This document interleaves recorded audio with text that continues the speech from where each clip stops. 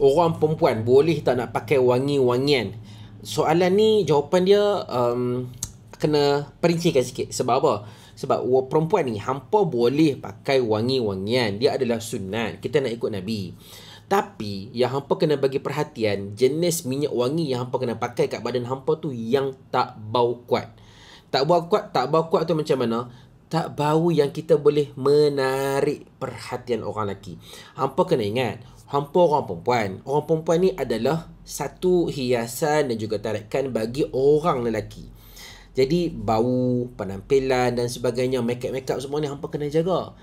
Kita tak nak menimbulkan fitnah. Jadi pakai minyak wangi yang kurang kuat, yang kurang, kalau boleh yang tak bau.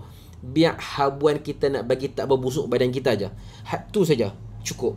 Jangan pakai wangi sampai menarik perhatian pula. Elok sekejap lagi nak pergi buat tawaf, balik sekejap lagi tengok ada imam baru melepas umrah kat nikah. Janganlah.